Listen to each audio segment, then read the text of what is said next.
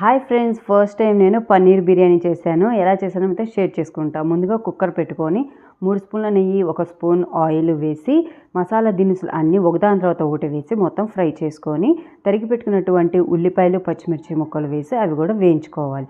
ఉల్లిపాయలు brown colour వచ్చిన తర్వాత అల్లం వెల్లుల్లి పేస్ట్ 1 స్పూన్ వేసి పచ్చివాసన పోయే వరకు వేయించుకోవాలి.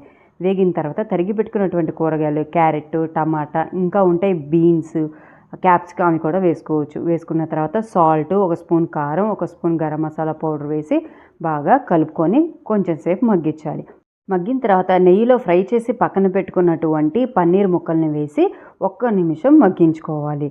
తర్వాత నేను ఇక్కడ 1 గ్లాస్ రైస్ తీసుకొని కడిగి పక్కన పెట్టుకున్నానండి. ఆ రైస్ని ఈ గ్రేవీలో వేసి కలుపుతున్నాను. కలిపిన తర్వాత 1 గ్లాస్ రైస్కి 1:30 నీళ్లు పోసి 3 విజిల్ వచ్చే వరకు ఉడికించుకున్నాను.